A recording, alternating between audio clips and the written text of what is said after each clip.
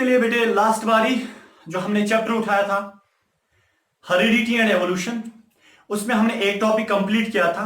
उसी टॉपिक में हमने कुछ बेसिक डेफिनेशंस का, या मैं बता सकता हूं बेसिक टर्मिनोलॉजी का इस्तेमाल किया था। तो बेटे चलते हैं थोड़ा सा आगे। आज इसका दूसरा टॉपिक होगा हेरिडिटी एंड एवोल्यूशन चैप्टर का। याद रहे बेटे, जो आज का टॉपिक है बहुत इंपॉर्टेंट है। मुझे लगता है जैसे इंसान की बॉडी में रीढ़ की हड्डी होती है, जितनी वुकत और इंपॉर्टेंस उस रीढ़ की हड्डी इंसान की बॉडी के अंदर होती है, उतनी ही इंपॉर्टेंस बायोलॉजी में इस चीज की है जो हमारा आज टॉपिक है, और उतनी ही इंपॉर्टेंस इस टॉपिक की पूरे इस चैप्टर में है। ठीक है बेटे, तो टॉपिक जो है हमारा वो है स्ट्रक्चर ऑफ क्रोमोसोम। एक और टर्म है, एक और टॉपिक है, रीढ़ की हड्डी के बराबर इसकी हैसियत है बायोलॉजी में। ठीक है बेटे, तो हम स्टार्ट करते हैं। जो बेटे टॉपिक वहां से बोल रहा है स्ट्रक्चर ऑफ क्रोमोसोम, ये दूसरा टॉपिक है इस चैप्टर का। तो हम सबसे पहले देखते हैं ये क्रोमोसोम होता क्या। देखिए बेटे, सबसे पहले क्रोमोसोम, CHROMOSOME, क्रोमोसोम। देखिए बेटे, मैं आपको सबसे पहले बताना चाहता हूं कि एक साइंटिस्ट था जिसने सबसे पहले दुनिया में इस क्रोमोसोम को डिस्कवर किया था। ठीक है बेटे, मैं बोल रहा हूं आपसे, एक बंदा था, एक साइंटिस्ट था दुनिया में जिसने सबसे पहले क्रोमोसोम्स को डिस्कवर किया था। जैसे न्यूक्लियस डिस्कवर किया था, उसका नाम था रॉबर्ट ब्राउन। इसी तरह सेल को डिस्कवर किया था, उसका नाम था हुक। ठीक है ना, रॉबर्ट हुक ने। इसी तरह क्रोमोसोम जो है मैं बताऊंगा ये कहां पे होते हैं, बट उससे पहले इन क्रोमोसोम्स को डिस्कवर करने वाला जो था उसका नाम था वाल्टर फ्लेमिंग, FLEMMING, फ्लेमिंग, 1882 में। ठीक है बेटे, वाल्टर फ्लेमिंग 1882 में इस क्रोमोसोम को डिस्कवर करता है। ठीक है बेटे, चलिए आगे जाते हैं। इस टर्म को सबसे पहले हम समझते हैं। क्रोमोसोम थोड़ा सा टफ लगता है, मेडिकल टर्म जो है वो थोड़ी सी टफ होती है, बट हम इनको आसान बनाने की कोशिश करते हैं। ये दो टर्म्स का बना है क्रोमोसोम, क्रोमो एंड सोमा। ठीक है ना, या सोम, क्रोमोसोम। असल में सोम यहां पे सोमा का मतलब, क्रोमो का मतलब होता है कलर्ड, कलर्ड। ठीक है ना, एंड सोमा या सोम का मतलब होता है बॉडी। ठीक है बेटे, तो दो टर्म्स है। क्रोमोसोम मींस के कलर्ड बॉडी, इसका मतलब है क्रोमोसोम कुछ कलर्ड सब्सटेंस जैसा होता है। ठीक है ना, वहीं से बोल रहे हैं ना, तो क्रोमोसोम कलर्ड सब्सटेंस जैसा होता है। क्लियर हो बेटे? चलिए अब देखिए क्रोमोसोम कहां पे होता है।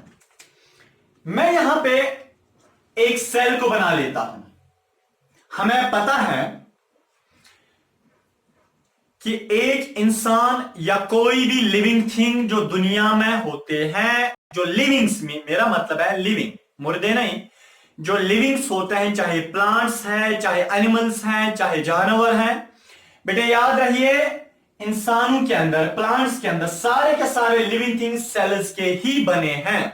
ठीक है, क्लास 8 में वो सेल चैप्टर आपने पढ़ा होगा, text book page number 202। Class 9th biology chapter number 1, वहां पे आपने सेल पढ़ा होगा। ठीक है ना चैप्टर। देखिए बेटे, ये जो सेल है इसको सेल वॉल, अंदर से सेल मेम्ब्रेन, अंदर से साइटोप्लाज्म, बीच में होता है न्यूक्लियस। क्लियर हुआ?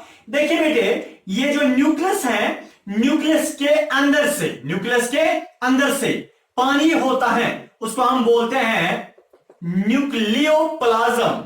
सेल के अंदर से जो पानी है उसको साइटोप्लाज्म, न्यूक्लियस के अंदर से जो पानी उसको हम न्यूक्लियोप्लाज्म बोलते हैं। याद रहे बेटे, ये जो न्यूक्लियोप्लाज्म है, इसके अंदर से न्यूक्लियोप्लाज्म में घूम रही होती है, न्यूक्लियोप्लाज्म में पाई जाती है। वहां पे न्यूक्लियोप्लाज्म में थ्रेड जैसा, धागा जैसा, पन ह्यूच आसान है, धागा जैसा वहां पे पाया जाता है। न्यूक्लियस के अंदर, सेल के न्यूक्लियस के अंदर धागा जैसा होता है, जो कलर्ड इन अपीयरेंस होता है, स्मॉल इन साइज होता है। ठीक है बेटे, अब देखिए क्रोमोसोम्स असल में धागा जैसा होता है जो कलर्ड दिखाई देता है। सेल के न्यूक्लियस के अंदर पाया जाता है। क्लियर?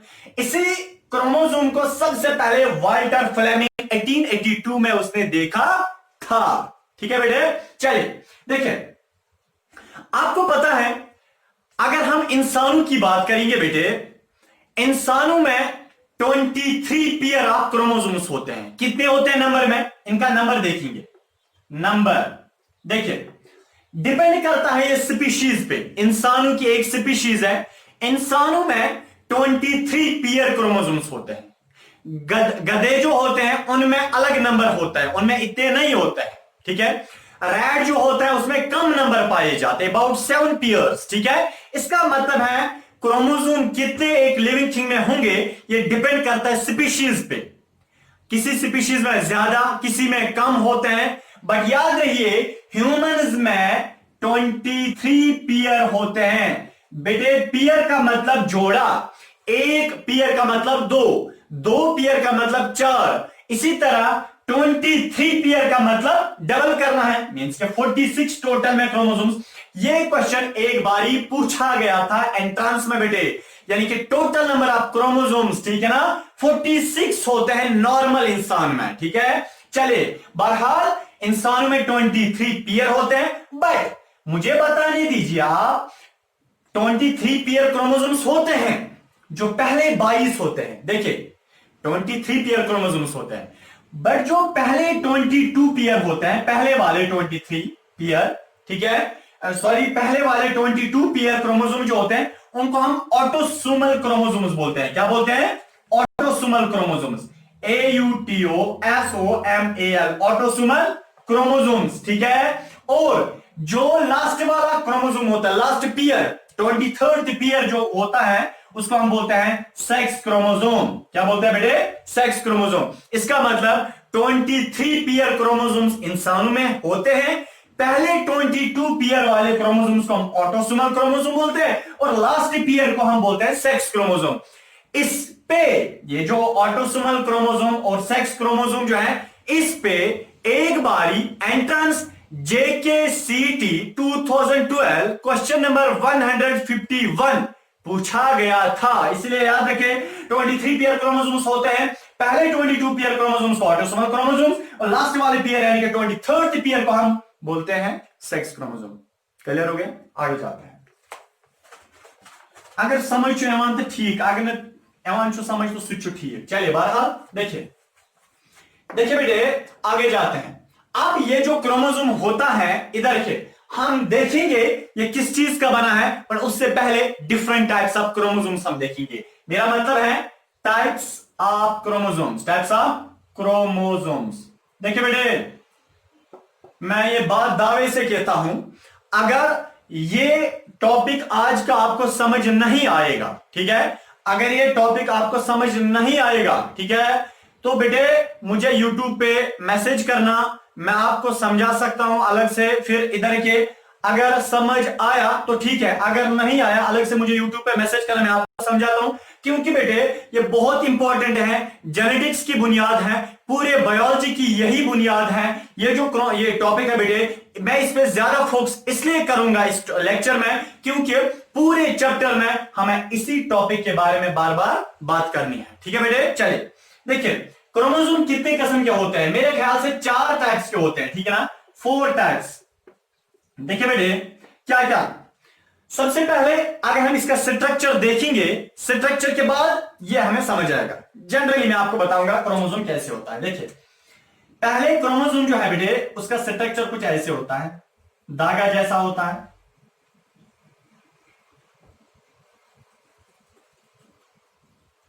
एक्स नहीं होता, मैंने थोड़ा ऐसे बनाया, थोड़ा ऐसा ही होता है। ठीक है बेटे, देखिए आपको दिखाई दे रहा है, एक क्रोमोसोम ऐसा ही होता है। ठीक है, देखिए क्रोमोसोम का ये वाला पार्ट, ये वाला जो बीच में है, इसको हम बोलते हैं सेंट्रोमियर, CENTROMERE, सेंट्रोमियर। ठीक है, इसको हम क्या बोलते हैं? सेंट्रोमियर। देखिए बेटे बीच में जो कनेक्ट करता है इस वाली आर्म को इस वाली आर्म के साथ, जो कनेक्ट करता है इसको हम बोलते हैं सेंट्रोमियर। सेंट्रोमियर बीच में होता है, जरूरी नहीं है बीच में, मैंने यहां पे बीच में बनाया, इसको हम सेंट्रोमियर बोलते हैं। और जो ये वाले हैं इनको हम आर्म्स बोलते हैं, ठीक है ना, ARMS, आर्म्स। यहां से भी आर्म, यहां से भी आर्म, यहां जैसे बाजू होते हैं, इनके पास भी बाजू होते हैं, इसका आर्म होता है। यह है जनरल स्ट्रक्चर एक क्रोमोसोम का। थोड़ा सा आगे जाते हैं, देखिए अब क्रोमोसोम किस चीज का बना है वो हम इंशाल्लाह डिटेल से बात करेंगे, बट उससे पहले टाइप्स ऑफ क्रोमोसोम्स। क्रोमोसोम जो है बेटे 4 किस्म का होता है। पहला वाला जो टाइप है बेटे इस क्रोमोसोम्स का, मैं यहां पे लिखता हूं, पहला वाला जो टाइप है उसका हम बोलते हैं टीलोसेंट्रिक, TELOCENTRIC, टीलोसेंट्रिक। देखिए बेटे टीलोसेंट्रिक क्या होता है, डायग्राम मैं यहां पे बना लेता हूं। टीलोसेंट्रिक का मतलब है ऐसा क्रोमोसोम, देखिए बेटे क्रोमोसोम ऐसे हैं, बट इसको इस वक्त बीच में सेंट्रोमियर नहीं है। जो अभी मैंने सेंट्रोमियर बनाया था वो जो कनेक्ट करता है, इसको भी बीच में सेंट्रोमियर नहीं है, इसको टॉप पे है सेंट्रोमियर। ऐसा क्रोमोसोम जिस क्रोमोसोम का सेंट्रोमियर टॉप पे होगा, कहां पे, टॉप पे, उसको हम बोलते हैं टीलोसेंट्रिक क्रोमोसोम। इसका मतलब है on the base of position. Chromosomes के कितने टाइप्स हैं, 4 किस्म, पर किस बेसिस पे मैंने 4 टाइप्स निकाले, on the base of location of centromere. Centromere कहां पे है, अगर सेंट्रोमियर ऊपर है टॉप पे, ऐसे क्रोमोसोम को हम बोलते हैं टीलोसेंट्रिक। क्या बोलते हैं, टीलोसेंट्रिक। इस तरह बेटे दूसरा है एक्रोसेंट्रिक क्रोमोसोम। क्या है, एक्रोसेंट्रिक, ACROCENTRIC, एक्रोसेंट्रिक। देखिए बेटे एक्रोसेंट्रिक क्रोमोसोम क्या होता है, एक्रोसेंट्रिक क्रोमोसोम ऐसा क्रोमोसोम होता है जिसमें सेंट्रोमियर टॉप पे तो नहीं होता, थोड़ा सा नीचे होता है। आप देखिए इसका सेंट्रोमियर कहां पे है, टॉप पे तो नहीं है, थोड़ा सा नीचे। टॉप पे किनका होता है, टीलोसेंट्रिक क्रोमोसोम्स जो है उनको सेंट्रोमियर टॉप पे होता है। एक्रोसेंट्रिक का सेंट्रोमियर कहां पे होता है, टॉप से थोड़ा नीचे। इस तरह बेटे तीसरा जो यानी कि क्रोमोसोम्स का टाइप है उसको हम बोलते हैं सब मेटासेंट्रिक, सब मेटासेंट्रिक, सब मेटासेंट्रिक क्रोमोसोम। देखिए बेटे सब मेटासेंट्रिक क्रोमोसोम क्या होता है, ऐसा क्रोमोसोम होता है उसको सेंट्रोमियर ऊपर तो नहीं होता है, टॉप पे नहीं होता है, थोड़ा नीचे भी नहीं होता है, बल्कि अगर हम सेंटर से थोड़ा ऊपर, सेंटर से थोड़ा, देखिए यहां टॉप पे, इसको हम बोलते हैं टीलोसेंट्रिक। यहां टॉप से थोड़ा नीचे, इसको हम बोलते हैं एक्रोसेंट्रिक क्रोमोसोम। अगर इससे भी थोड़ा नीचे, बीच में भी नहीं है, सेंटर से थोड़ा ऊपर, इसको हम बोलते हैं सब मेटासेंट्रिक। और बेटे जो चौथा इसका टाइप है, किनका, क्रोमोसोम्स का जो चौथा टाइप है उसको हम बोलते हैं मेटासेंट्रिक, मेटासेंट्रिक। देखिए मेटासेंट्रिक क्रोमोसोम क्या होता है, ये वो वाला क्रोमोसोम होता है जिसमें कहां पे होता है ये सेंट्रोमियर, बराबर बीच में होता है सेंट्रोमियर, ठीक है ना। यह आर्म, यह एक आर्म, सेंट्रोमियर कहां पे, बीच में। ऐसे क्रोमोसोम को हम बोलते हैं मेटासेंट्रिक। तो क्रोमोसोम्स के 4 टाइप्स है, टीलोसेंट्रिक, एक्रोसेंट्रिक, सब मेटासेंट्रिक और ये क्या बोलते हैं लास्ट वाला, metacentric. On the basis of position of the centromere, chromosomes has been divided into 4 broad categories. That's one, this telocentric जब टॉप पे होता है सेंट्रोमियर, दूसरा एक्रोसेंट्रिक जब टॉप से थोड़ा नीचे होता है सेंट्रोमियर, तीसरा सब मेटासेंट्रिक जब सेंटर में भी नहीं होता, थोड़ा सा ऊपर होता है, ठीक है। अब उसको हम बोलते हैं सब मेटासेंट्रिक। एक होता है मेटासेंट्रिक, मेटासेंट्रिक का मतलब जब बराबर बीच में होता है। क्लियर हुआ, चलिए थोड़ा सा आगे चलते हैं। अब हम देखेंगे क्रोमोसोम बना किस चीज का है, ठीक है बेटे, क्रोमोसोम किस चीज का बना है। देखिए बेटे क्रोमोसोम किस चीज का बना है, अगर यह है हमारे पास, मैं यहां पे ग्रीन कलर से, चले मैं ब्लैक ही से बना लेता हूं क्रोमोसोम, आप समझिए, आप खाली अभी देखिए, आप ड्रा मत कीजिए।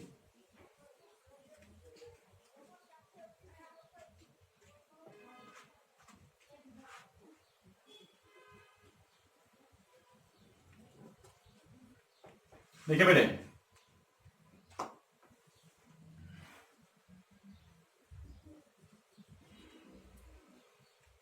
यह है क्रोमोसोम पूरा। क्रोमोसोम का बेटा यह एक आर्म, यह दूसरी आर्म, यह है सेंट्रोमियर। तो ये एक मेटासेंट्रिक क्रोमोसोम है, ठीक है ना। हम क्रोमोसोम का देखिए ये किस चीज का बना है। देखिए आपको पता है ये क्रोमोसोम जो है बेटे वो कंडेंसर फॉर्म में होता है। कॉइल आपने देखे हीटर की कॉइल जो हम हीटर में लगाते हैं, कॉइल कैसी होती है, ऐसी होती है, ठीक है बेटे।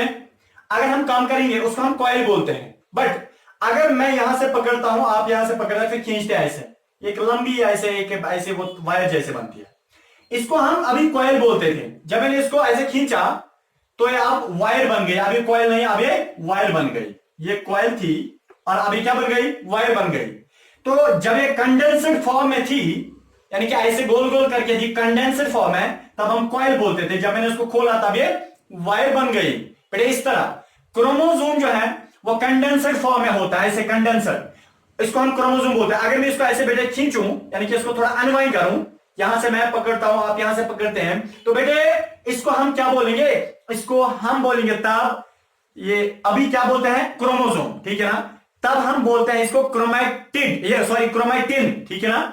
तो अभी यह है क्रोमोसोम, ऐसे कंडेंसर फॉर्म है। जब हम इसको खोलेंगे तब हम इसको बोलते हैं क्रोमैटिन। क्या बोलते हैं, क्रोमैटिन। प्लांट्स में क्रोमोसोम्स नहीं होते, में क्रोमैटिन होता है। प्लांट का जो न्यूक्लियस होता है बेटे उसमें ऐसे वो क्रोमैटिन होता है, ऐसे खोल करके। बट अगर हम एनिमल सेल की बात करेंगे, एनिमल सेल्स में ऐसे क्रोमोसोम्स होते हैं, कंडेंसर फॉर्म में होते हैं। क्लियर वो बेटे। चलिए थोड़ा सा और आगे जाते हैं। देखिए ये जो क्रोमोसोम है बेटे, ये दो चीजों का बना होता है। क्रोमोसोम दो चीजों का बना होता है। क्लियर हुआ। मैं आपसे बता रहा हूं क्रोमोसोम दो चीजों का बना है। एक बना होता है डीएनए का और बना होता है हिस्टोन प्रोटीन्स का, ठीक है। क्रोमोसोम जो है बेटे वो बना होता है डीएनए का और बना होता है हिस्टोन प्रोटीन्स का। हिस्टोन प्रोटीन्स, असल में हिस्टोन्स तो प्रोटीन्स होते हैं, ऑप्टेमर प्रोटीन्स, 8 सब यानी कि प्रोटीन्स के बने होते हैं, प्रोटीन्स। देखिए क्रोमोसोम ये है, ये बना है डीएनए का और हिस्टोन प्रोटीन्स का। कहां पे है वो डीएनए और हिस्टोन प्रोटीन्स, मैं दिखाऊंगा, टेंशन मत लीजिए। मार्कर आज बार बार क्यों गिर रहा है, इधर रखिए बेटे, अंदर से मैं इसको बनाता हूं, आपको दिखाई दे रहा है ये।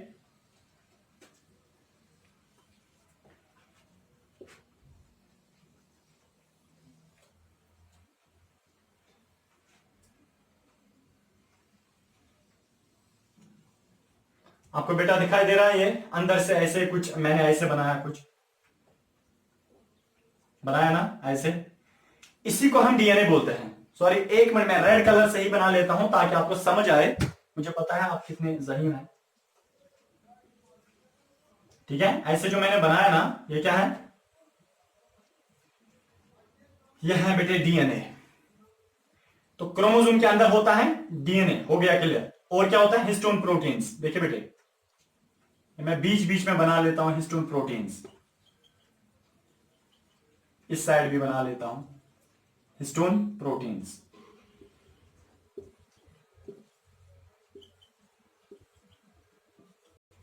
ठीक है।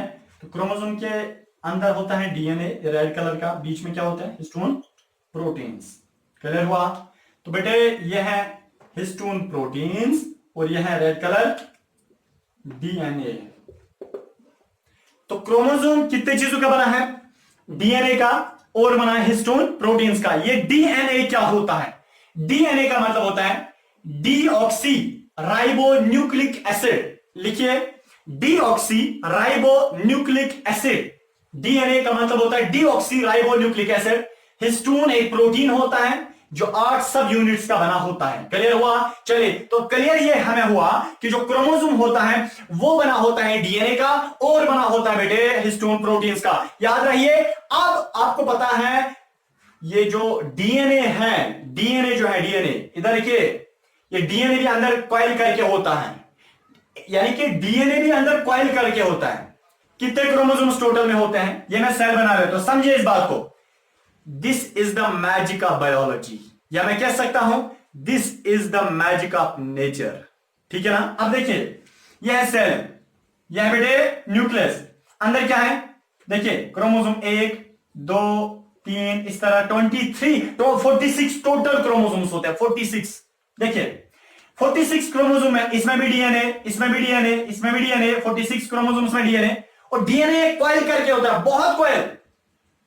बुक्स का मानना है, साइंस का मानना है, बायोलॉजी का मानना है, सारे कहते हैं, साइंटिस्ट पुकार रहे हैं, मैं बोल रहा हूं कि जो डीएनए होता है, अगर एक सेल का, पूरे सेल सारे सेल्स का नहीं, अगर एक सेल का डीएनए, इस क्रोमोसोम का भी डीएनए ऐसे जमा करो, इसका भी डीएनए इसके नीचे लगाओ, इसका भी डीएनए इसके नीचे लगाओ, इसका भी डीएनए इसका नीचे लगाओ, इसका मतलब 46 क्रोमोसोम्स का डीएनए ऐसे एक रस्सी जैसे बनाओ, ठीक है ना। आपको पता है वो रस्सी कितनी ऐसे लंबी हो जाएगी बेटे, याद रहिए वो रस्सी लंबी हो जाएगी अगर ये सन है, ये अर्थ है, सन के पास आप पकड़ते हैं, क्योंकि मैं जा नहीं सकता, मुझे गर्मी बर्दाश्त नहीं होती है, आप यहां सन के पास पकड़ोगे इस रस्सी को, डीएनए की रस्सी को, फिर मैं यहां अर्थ के ऊपर बैठूंगा, मैं यहां से पकड़ूंगा, फिर मैं वापस आपको देता हूं, फिर यहां अगर मैं 300 चक्कर लगाऊंगा फिर ये डीएनए खत्म हो जाएगा। Is this not the magic of biology, या is this not the magic of nature? आप जादू देखिए ना, अल्लाह ने क्या बनाया है। क्रोमोसोम्स के अंदर डीएनए, एक सेल में डीएनए उतना होता है कि अगर हम सन और अर्थ के बीच में 300 चक्कर लगाएंगे तब जाके एक सेल का डीएनए खत्म हो जाएगा। और सेल कितनी होती है, आंख से दिखाई नहीं देती है, इसलिए बोला था ना ये मैजिक ऑफ नेचर है। चलिए बारह इधर देखिए बेटे, मैं ये आपको अब रब करता हूं यहां पे, तो 300 टाइम्स हम राउंड कर सकते हैं बिटवीन अर्थ एंड सन, तब जाके एक सेल का डीएनए खत्म हो जाता है। तो बेटे याद रहिए ये जो डीएनए है, इधर के ये जो डीएनए है, क्रोमोसोम्स के अंदर डीएनए, ठीक है। हिस्टोन प्रोटीन क्या होता है, हिस्टोन प्रोटीन असल में सपोर्ट देता है, क्या देता है, सपोर्ट देता है। चलिए मैं आपको ऐसे बताता हूं, जब कोई बड़ा सा हॉल होता है ना, बड़े से हॉल में बेटे बीच में क्या होता है, वो पिलर होता है। पिलर किस लिए होता है, हालांकि वो गंदा लगता है हॉल के बीच में, पिलर इसलिए होता है क्योंकि वो सपोर्ट देता है, स्लैब जो हम ऊपर डालते हैं उसको सपोर्ट देता है। इसी तरह ये जो हिस्टोन प्रोटीन होता है ये डीएनए के स्ट्रक्चर को सपोर्ट देता है, डीएनए के स्ट्रक्चर को क्या देता है, सपोर्ट देता है। याद रहे बेटे, ये जो डीएनए है ना, डीएनए अंदर डीएनए का स्ट्रक्चर सबसे पहले डीएनए का स्ट्रक्चर किसने दिया था, उसका बेटे नाम था वाटसन। एक का नाम था, दूसरे का नाम था Crick, Watson and Crick, WATSON, Watson and Crick. ये नोबेल प्राइज विनर भी हैं दोनों, वाटसन एंड क्रिक 1953 में। वाटसन एंड क्रिक इन्होंने सबसे पहले डीएनए का स्ट्रक्चर दिया था और इनको नोबेल प्राइज मिला था देने में कि डीएनए कैसे होता है। काश आप भी पैदा हुए होते, आपने शादी किया होता। चलो छोड़े, मुझे पता है आपके निकाले है। बहरहाल ये जो बेटे ये क्रोमोसोम के अंदर डीएनए है और हिस्टोन्स है। हिस्टोन क्या करते हैं, ये डीएनए के स्ट्रक्चर को, डीएनए को एक स्ट्रक्चर प्रोवाइड करते हैं। बहरहाल आपको पता है जीन आपने सुना है, मैं यहां पे लिखता हूं जीन, नहीं मैं यहां पे लिखता हूं, ठीक है, जीन, GENE जीन। देखिए बेटे जीन क्या होता है, पूरे जो हमारी बॉडी में डीएनए होता है, यानी कि एसेंशियल आसान की है, पूरा जो डीएनए है इसमें बहुत सारा पार्ट अनएसेंशियल पार्ट होता है, 90% इसमें अनएसेंशियल पार्ट होता है डीएनए में। अब ये उसका फंक्शन ही पता नहीं है, बट कुछ डीएनए यानी कि थोड़ा सा हिस्सा डीएनए का उसका हमें फंक्शन पता है। इसका मतलब है डीएनए जो है बेटे, इसमें एसेंशियल फ्रेगमेंट्स भी हैं, अनएसेंशियल फ्रेगमेंट्स भी हैं। मैं बता रहा हूं आपसे जो डीएनए है, फॉर एग्जांपल चले यहां पे मैं ऐसे लिखता हूं, देखिए बेटे जो डीएनए है, फॉर एग्जांपल ये डीएनए का एसेंशियल पार्ट है, ठीक है ना, क्या है एसेंशियल पार्ट, यहां से लेके यहां तक डीएनए का क्या है एसेंशियल पार्ट है, यहां से लेके यहां तक अनएसेंशियल। इस साइड भी क्या है बेटे एसेंशियल पार्ट, यह एसेंशियल पार्ट डीएनए का, यहां से लेके यहां तक एसेंशियल पार्ट। जो डीएनए का एसेंशियल पार्ट होता है उसको हम जीन बोलते हैं। तो essential part of DNA that's known as a gene, ठीक है, जीन बोलो बेटे। जीन का दूसरा नाम है हेरिडिटी ब्रिज, हेरिडिटी ब्रिज। परसों मैंने आपको बताया था कि आपके मां बाप के कैरेक्टर आप में आए हैं बिकॉज ऑफ दीज जीन्स, ठीक है। तो डीएनए जो है, डीएनए के ऊपर जीन्स होते हैं। देखिए सेल को काटो, अंदर न्यूक्लियस मिलेगा, न्यूक्लियस जो है बेटे उसके अंदर क्रोमोसोम्स होते हैं, क्रोमोसोम्स के अंदर डीएनए होता है, डीएनए के ऊपर से क्या होते हैं, जीन्स होते हैं। क्या होते हैं बेटे, जीन्स। देखिए याद रखिए, ये क्रोमोसोम है ना, समझे बेटे, समझे, बहुत एसेंशियल है। ये क्रोमोसोम है ना, क्रोमोसोम की ये एक आर्म है, इसको हम बोलते हैं क्रोमैटिड, CHROMATID, क्रोमैटिड। यह है क्रोमैटिड, यह है क्रोमैटिड, बीच में सेंट्रोमियर है। एक क्रोमैटिड फादर का होता है और दूसरा क्रोमैटिड मदर का होता है। क्रोमैटिड फादर का, यह क्रोमैटिड मदर का। इसका मतलब है एक क्रोमोसोम दोनों का होता है, फादर का भी होता है, मदर का भी होता है, एक फादर से हिस्सा, एक मदर से भी हिस्सा। बेटे याद रखिए, एक जीन ये है बेटे, ये जो क्रोमैटिड है इस पे यह है ना एसेंशियल पार्ट, यहां से भी एसेंशियल पार्ट है ना, दोनों एसेंशियल पार्ट्स को हम बोलते हैं इकट्ठे जीन। दोनों एसेंशियल पार्ट्स को हम इकट्ठे क्या बोलते हैं, जीन। सर फिर एक इंडिविजुअली हम इस पे क्या बोलेंगे, इंडिविजुअल हम इसको अलील बोलते हैं, ALLEL, अलील। इसको हम अलील बोलते हैं, इसको हम बोलते हैं अलील, ALLEL, अलील। दोनों अलील्स को इकट्ठे हम बोलते हैं जीन। ये एक जीन बन गया। यहां से भी यह एसेंशियल पार्ट, यहां से लेके डीएनए के ऊपर जो एसेंशियल पार्ट होता है इसको हम अलील, और यहां से भी एसेंशियल पार्ट, इसको हम क्या बोलते हैं, अलील बोलते हैं। तो दोनों अलील्स को इकट्ठे हम क्या बोलते हैं, जीन। क्या बोलते हैं, जीन। इसका मतलब है फादर का अलील और मदर का अलील इकट्ठे हम उसको क्या बोलते हैं, जीन। तो जीन जो है कब बनता है, जब दोनों अलील्स मिलते हैं, फादर का भी अलील, मदर का भी अलील, उसको हम क्या बोलते हैं, जीन्स। बेटे याद रहे, कितने जीन्स हमारे पूरे क्रोमोसोम्स पे होते हैं, एक सेल में 46 क्रोमोसोम्स होते हैं, और 46 क्रोमोसोम्स में 25,000 जीन्स होते हैं, 25,000 जीन्स होते हैं। याद रहे, अलग अलग जीन का काम अलग अलग होता है। मेरी आईज का कलर ब्लैक है, क्यों, क्योंकि मेरी बॉडी में आईज के कलर को रखने के लिए एक जीन होता है। मेरे बाल ब्लैक हैं क्योंकि मेरी बॉडी में जो क्रोमोसोम्स है उसमें जो डीएनए है, डीएनए में जो जीन्स हैं, उन जीन्स ने मेरी इन बालों को ब्लैक कलर रखा है। मेरा ईयरलोब फ्री है क्योंकि ईयरलोब को फ्री रखने के लिए मेरी बॉडी में एक जीन होता है। तो इसका मतलब अलग अलग कैरेक्टर को रखने के लिए अलग अलग जीन्स होते हैं, या मैं ऐसे बता सकता हूं अलग अलग जीन रेस्पॉन्सिबल होता है अलग अलग कैरेक्टर के लिए। मैं लंबा हूं क्योंकि मेरे अंदर जीन है, वो मेरी बॉडी को बोलते हैं इसको लंबा रखो, ठीक है। मैं ब्लैक हूं, मेरी बॉडी के अंदर एक जीन होता है, ब्लैक तो नहीं हूं, अब देखिए मेरी बॉडी के अंदर जीन है, वो मेरी बॉडी को बोलता है इसको ब्लैक रखो, ठीक है ना।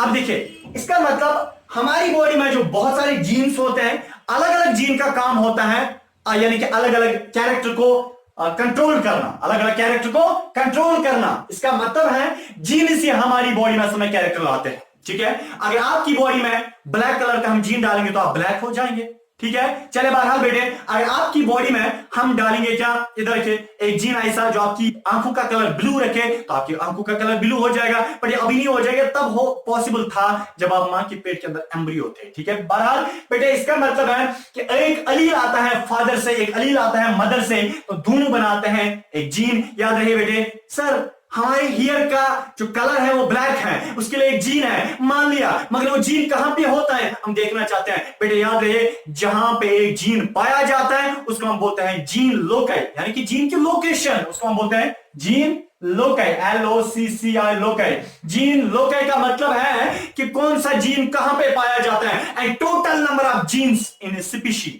एक लिविंग थिंग में टोटल नंबर ऑफ कितने जीन्स हैं, उनकी पोजीशन कहां पे है, उनका काम क्या है, इस पूरे एक चार्ट को हम एक चार्ट पे लिखा गया है। ये एक चार्ट पे लिखा गया है कौन सा जीन कहां पे है, उसका काम क्या है, ठीक है बेटे।